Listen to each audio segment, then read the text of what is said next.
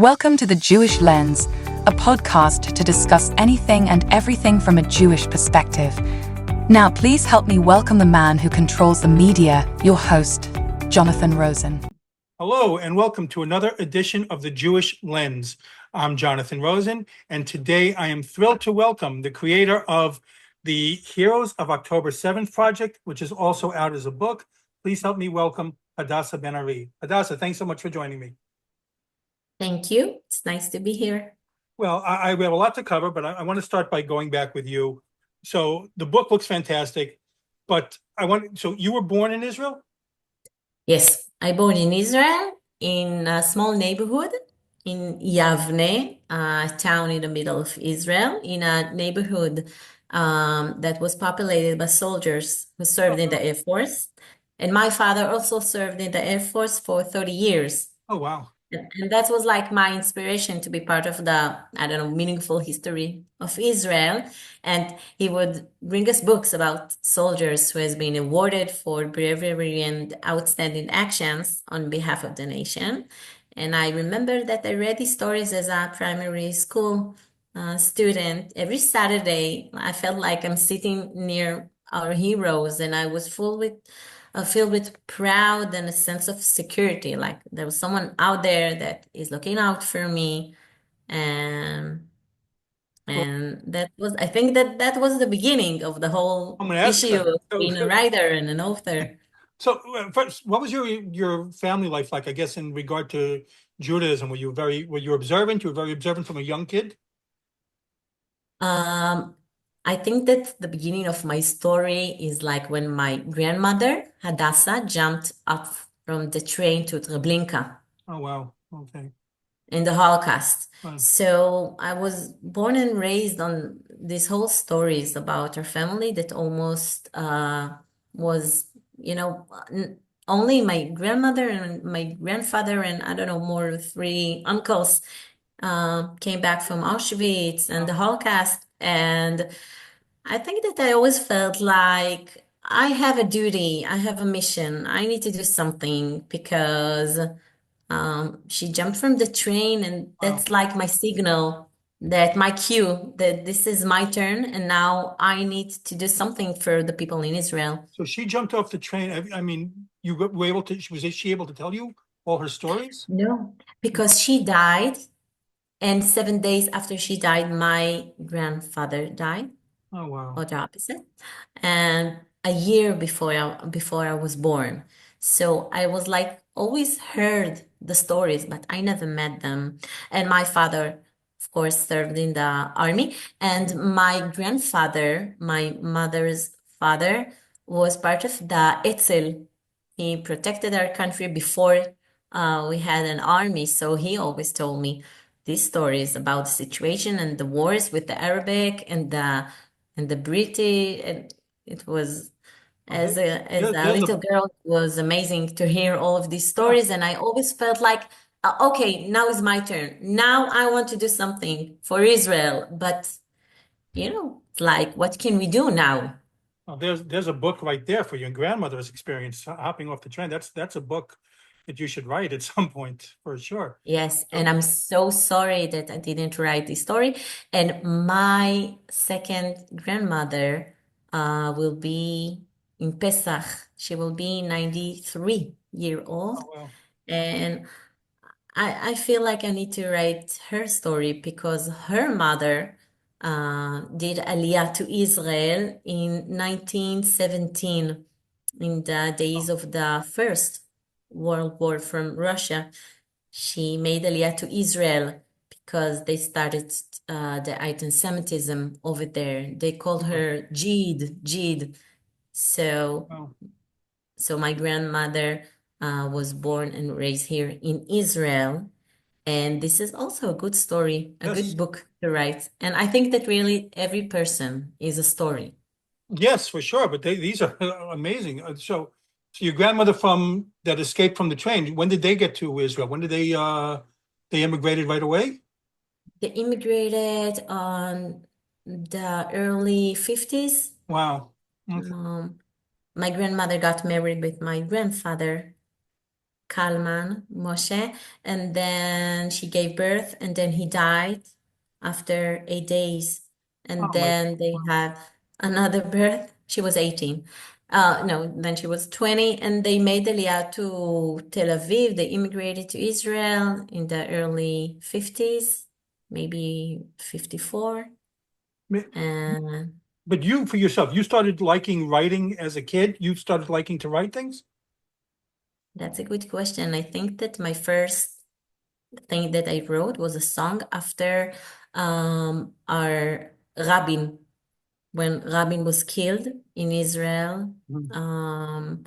I was 6 years old, and I always liked to write songs, poetry, poetry and stories.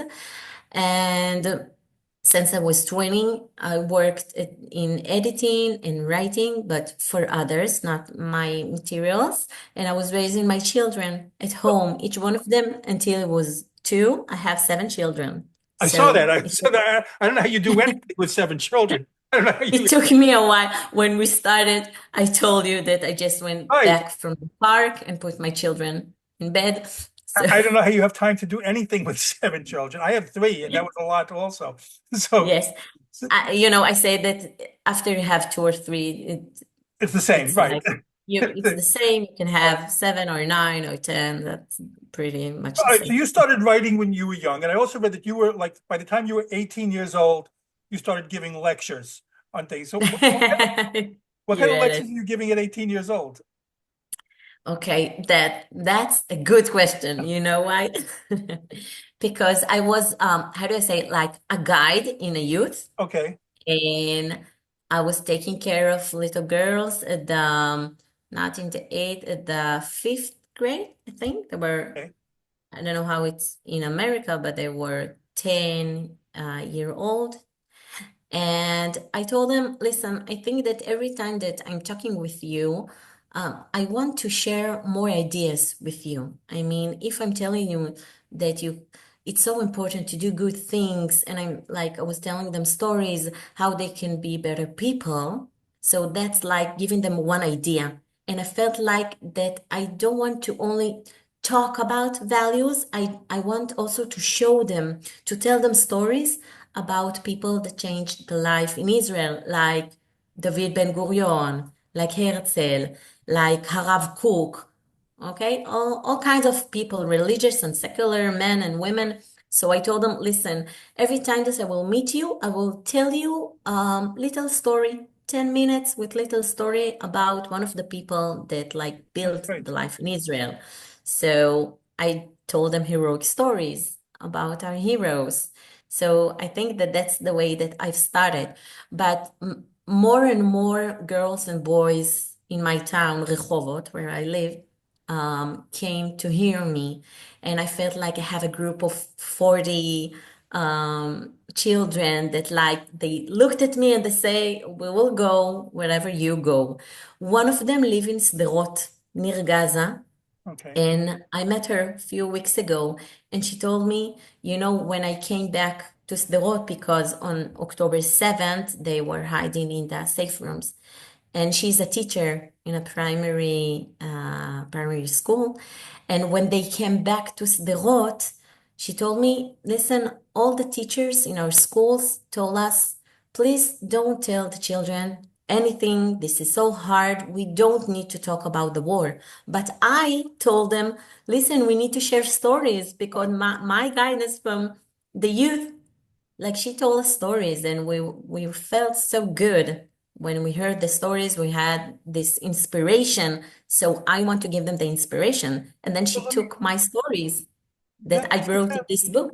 But I'm going to ask you about the book. Yeah, let's go back first because before the book, where were you when you first? Because you've been living in Israel. Where were you when you first heard about October 7th? How did you first hear about it? How did you first get aware of the news? Because I remember with me, I was on. I mentioned to you before, my daughter's living in Israel. My older one was there too, so I always check Israel. And when I saw the news coming in on Twitter, I was, this can't be happening. So where were you when you first saw it? Everything. On October 7th, we were at our grandparents in Jerusalem.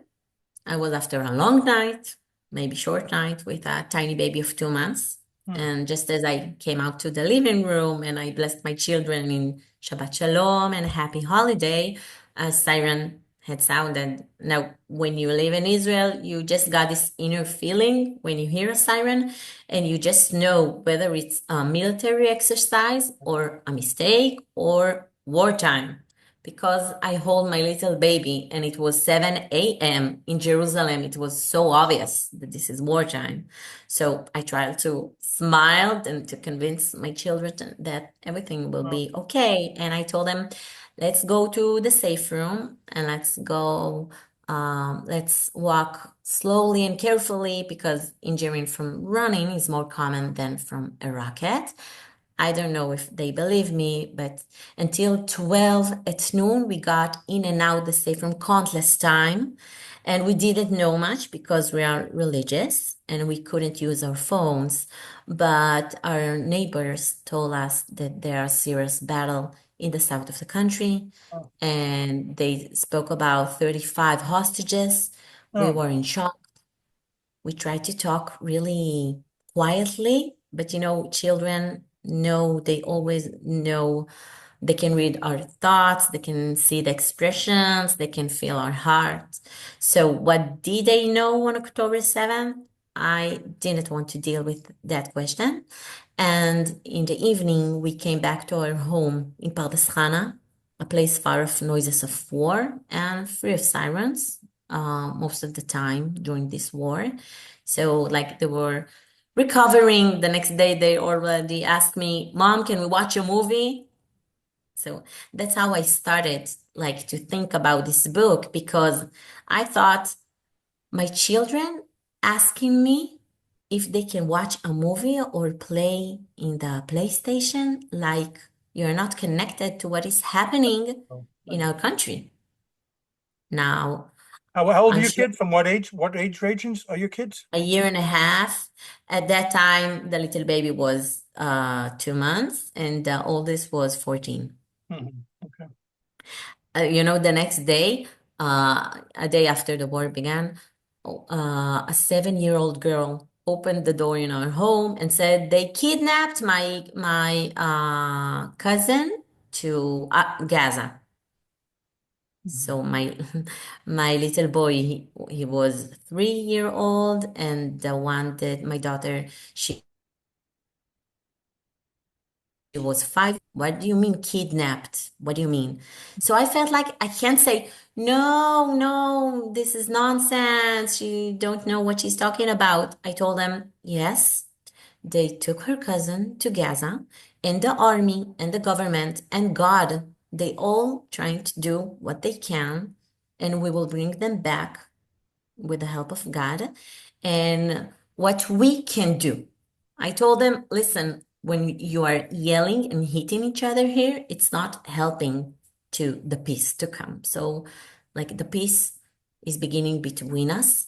Let's try to help each other. Let's try to show love. And I hope that it will help to bring them back.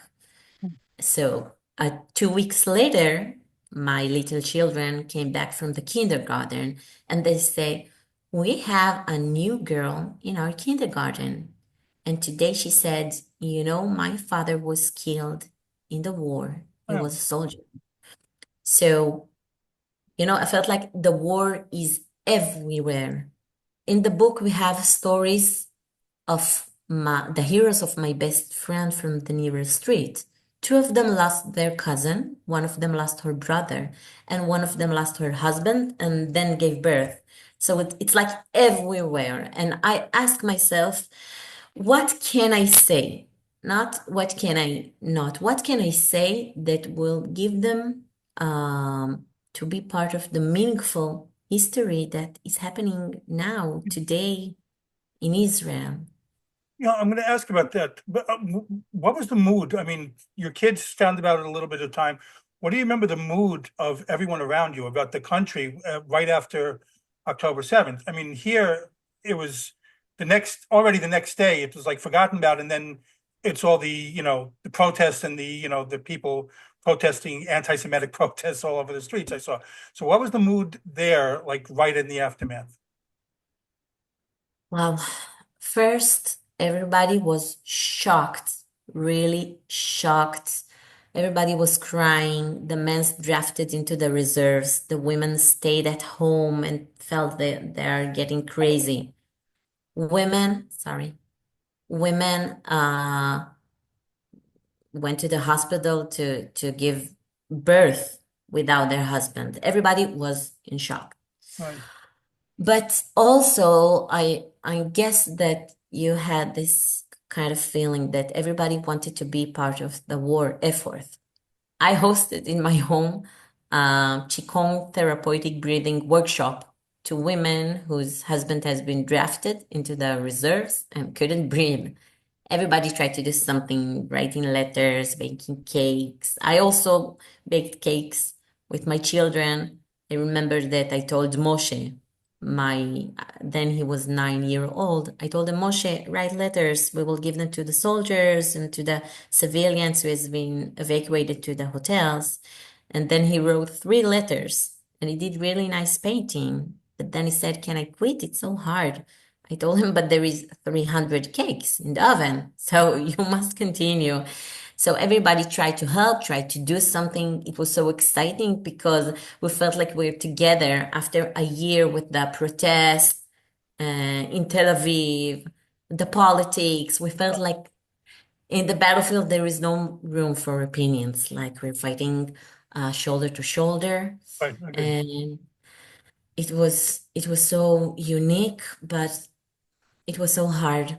We were crying all day. Did you find it very difficult to tell your own kids what had happened?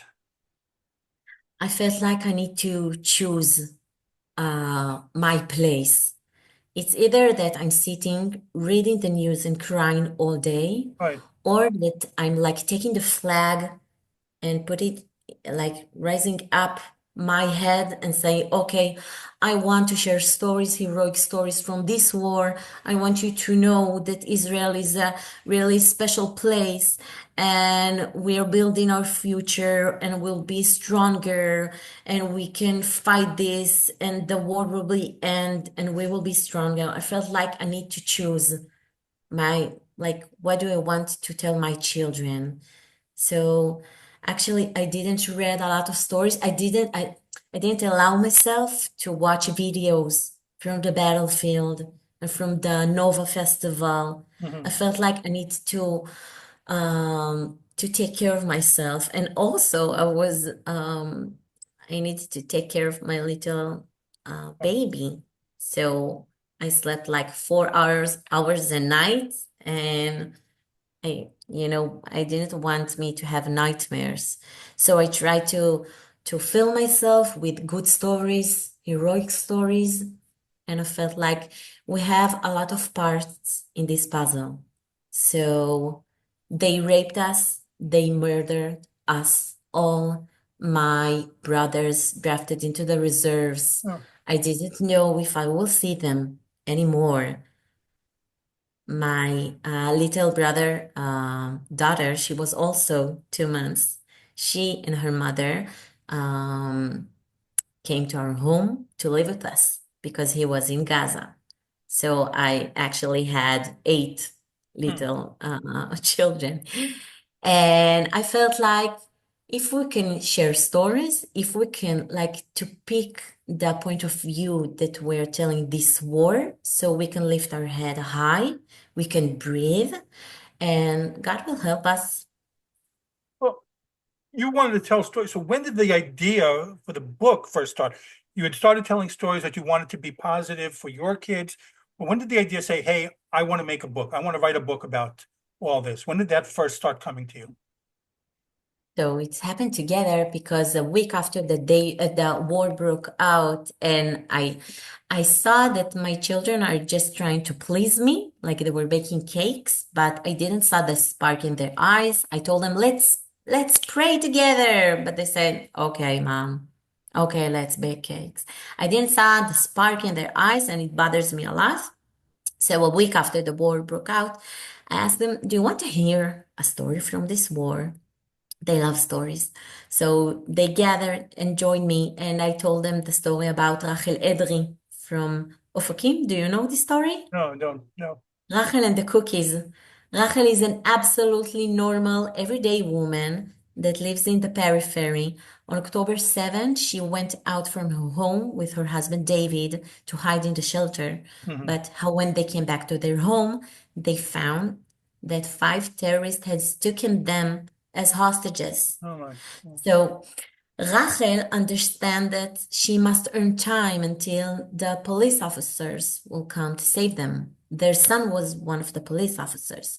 So Rachel, during her life, her job was selling snacks and drinks to soldiers in one of the army bases in the south.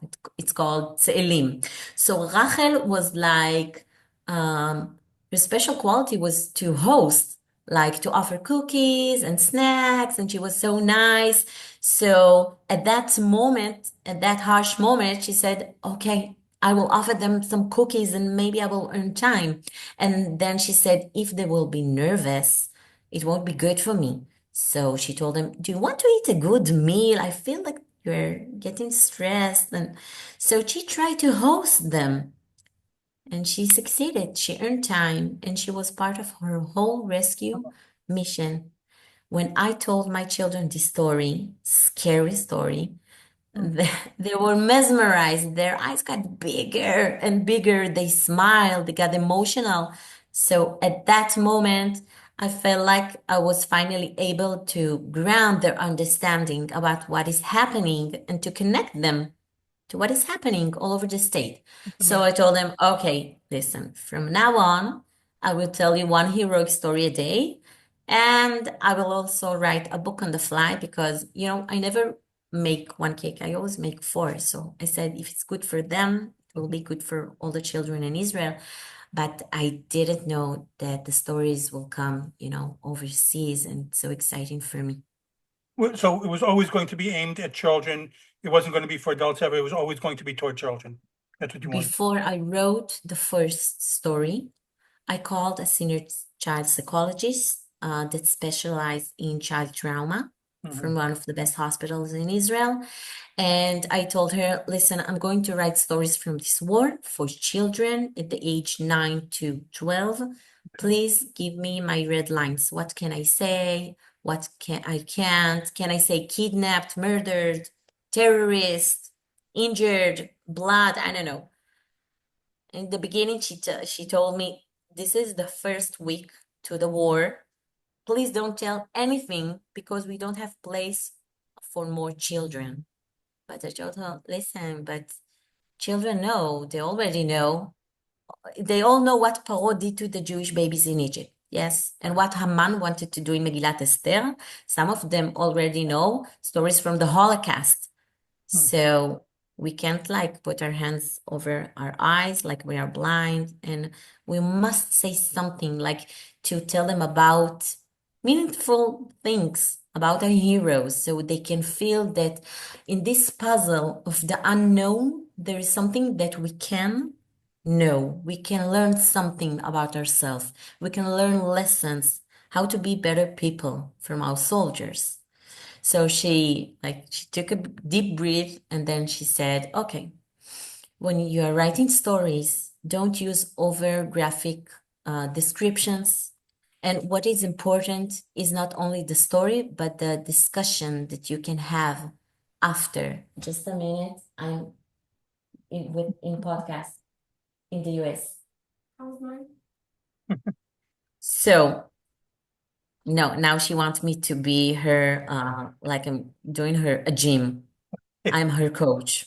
God, That's like nice. when you're a mother of seven children, you must be the psychologist, Has to be the everything. Yes. teacher, the prisoner, everything, the chef. It's Yes. like it's all on me. Okay. So she told me what is important is the discussion that you can have after. Ask them, how do you feel about the events that describe? And validate their feelings by letting them know that this is okay and normal to feel sad or anxious. And she said also highlight how life carries on in Israel. Like the coffee shops are full, there is no parking in the mall, we keep dancing in weddings. And she said also show them visuals such as a map of Israel so they could better grasp the geographical borders that associated with the attack. How did you, once you decided to doing the book, how did you go about getting all the stories? I mean, did people write into you? Did people tell you stories that had happened to them? How did you have a lot of stories in this book. So how did you start getting and collecting all the stories? Mhm. In this book, we published 71 Right. stories, but we wrote 200, and Wow. we have them on our website. It's giborim-kids.com. In the beginning, I told you everybody was in shock in Israel. Mhm. So we started to collect the stories from the media, like from a few websites. Okay. And then we like gathered the story together and tried to figure what is true, what can we say, what can we share and what not. But after a few weeks, the families and the widows started like to pick up the phone to Hmm. search for us and say, please write about our son, about our daughter, about my husband. That's how we Oh, wrote the story about Uriel Cohen, the husband of Hannah Cohen. He yes. fell in the war, and Hannah came with me to the book tour in the US, in New York and Florida, and we did 15 lectures together, and we shared the story about Uriel. I saw that you went with her. How did she first become involved? I mean, how did people know that you were doing this? It was advertised that you were doing It this? was, yes, I forgot to say, it was a network project. We published one heroic story a day over Okay. Facebook and Instagram. This is how we started, and I found myself going into interviews in the television in Israel, in the radio. I remember that I was feeding my little baby, and I told her, I don't want you to get nervous, but you have 5 minutes because I need to go to the interviews in the morning talk show of Israel. So, and how did Hannah get involved? Hannah looked for us and she said, tell Hadassa Ben-Ari that I want her to write story about my husband. So I sent one of my writers. I don't know if I said, uh, a day after I understand that I want to write stories from this war, I gathered a team of 40 team members, writers, editors, psychologists, Mhm. translators to English and French, and we did it all together. So I told my writers, for example, please give me stories, but not only from the battlefield. I mean, heroes aren't born overnight. They are building themselves in a lifetime. So try to give me stories from heroic stories from their childhood or when they were teens, something that I can learn something about my inner hero. Well, so you've got 71 in the book. You said you have over 200 stories on the site. How difficult is that to just pick which ones that, I want to put in the book? How tough was it? Wow. It's so hard. And you know why? Because I didn't write the whole 200 stories, but I was editing most of Right. them. And sometimes I sat in this room in my studio and sometimes I felt like they're sitting near me. And it was so hard. I felt like I'm writing their story. This is what will be left in 50 years ahead. And it was so exciting for me. So I felt they A all lot of were my sons. responsibility. Right. Yes, and it was great, extremely responsibility. But I told myself that this is only the first volume, and Bezrat Hashem, I will publish the second and the third. And I felt like I need to do the mix, the best mix. Right. And the way that we publish the stories over Facebook and Instagram, I told my team, listen, we need during a whole week to publish one story about a soldier, one story about or Druze or someone that made Aliyah.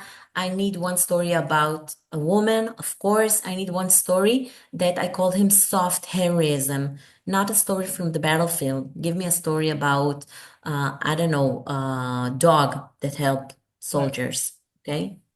Warrior dog.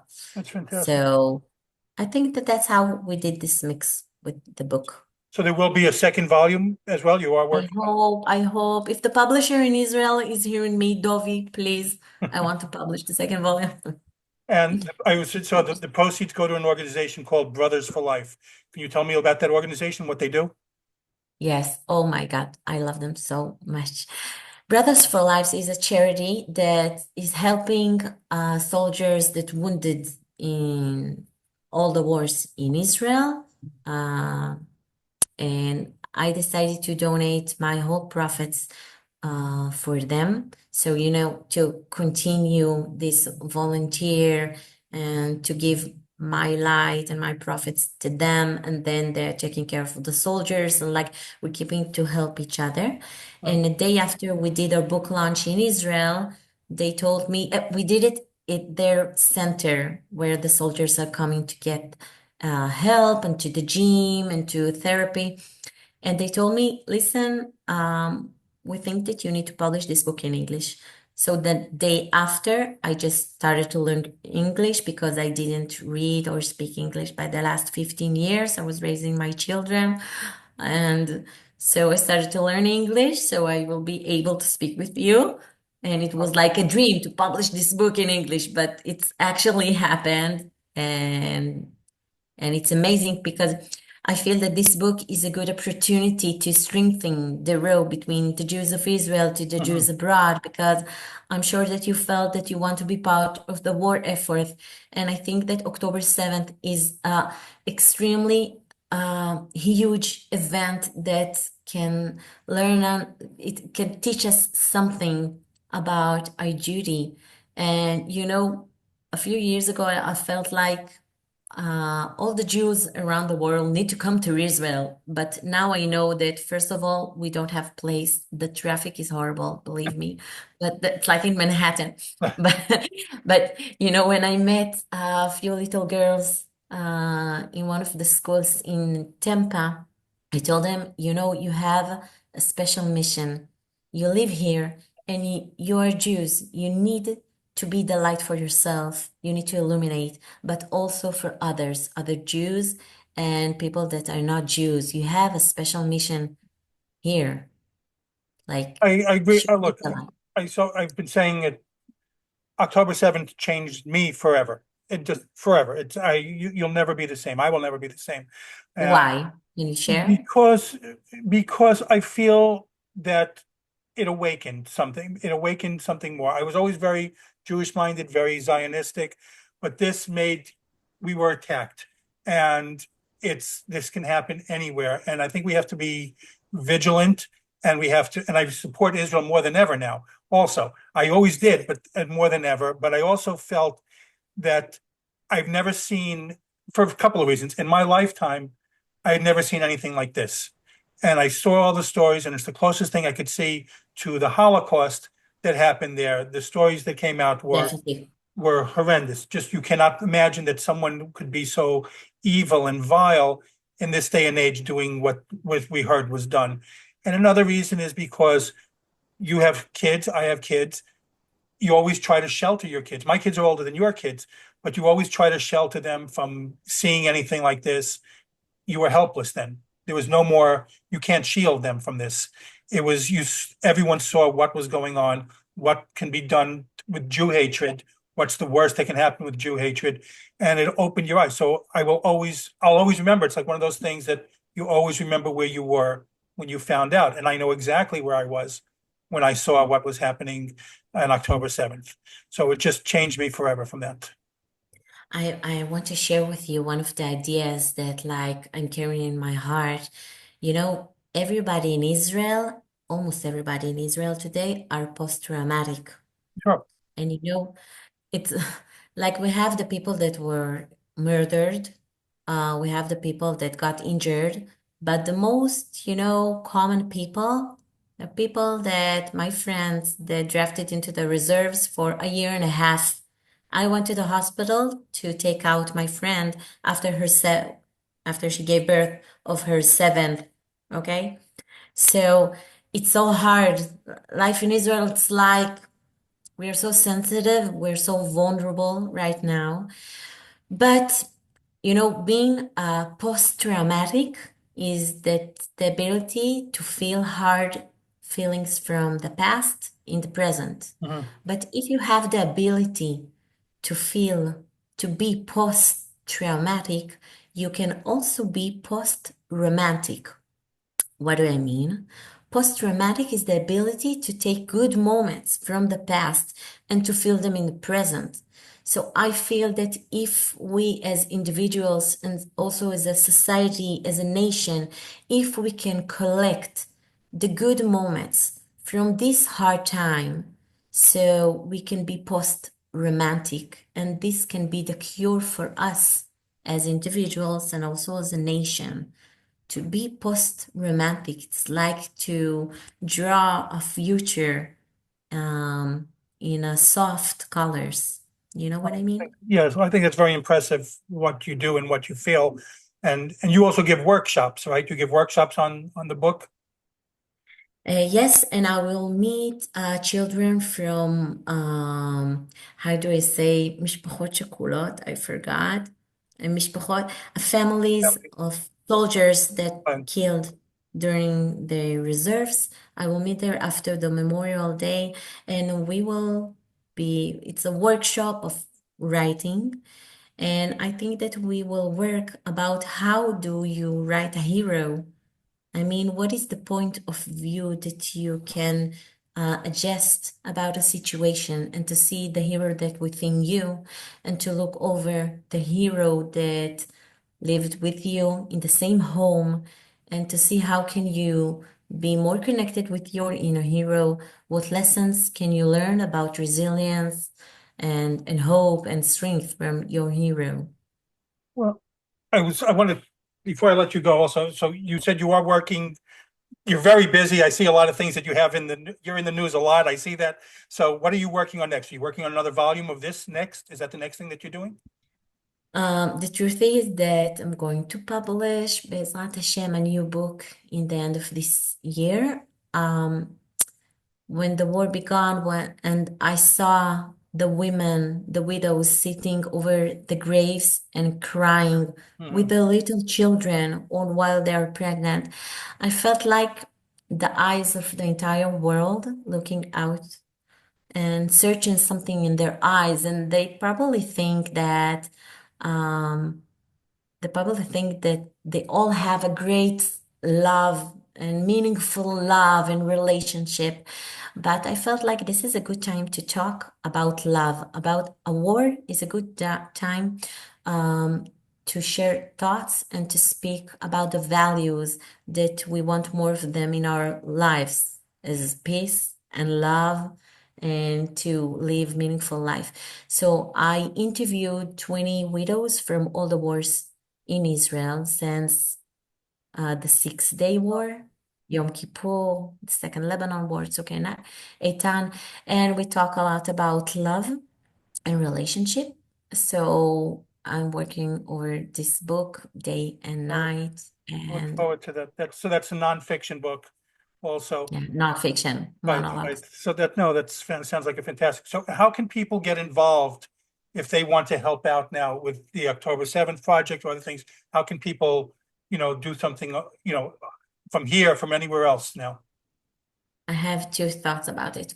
First, please buy the book, The Heroes of October 7th. You can buy it on Amazon.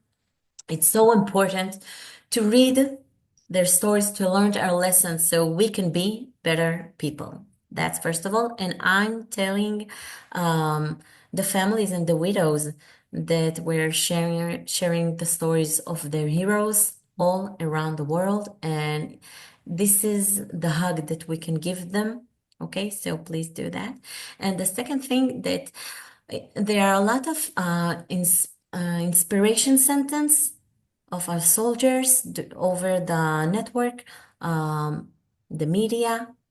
Read them, take them. When I'm writing letters to my children every holiday, I'm putting one of their inspiration sentence and I'm trying, to connect them to what is happening and to take their strength from this is not just harsh times. It's like we're having a meaningful breakthrough as a society. and we need like to hug this whole period of time and to learn their lessons. So maybe if you're doing all kinds of projects, if you're learning about one of the soldiers, I mean, take one of their stories, learn about his special qualities. And then if you're teachers or also as a parent, you can do, I don't know, like to try to draw something or to write a poem or to do a dance or a show or concert in honor of one of the soldiers and send it or send letters to the families in Israel, to the widows, to their families. It's very I think nice. that can be a good That is a idea. very good. And how can people follow you on social media? Hadassa Ben-Ari, Hadassa, it's better for you. Hadassa Ben-Ari in Instagram and also in Facebook. And I'm sharing my thoughts about this war and the widows. A lot of the widows are going to come to my home. I will host them before the Memorial Day. I think that everybody needs to do right now what he can. And I think we're all doing that. We're all together in the joining to the war effort. And if you have also ideas, so you can share with me on Instagram and Facebook, I will be happy to be part of it.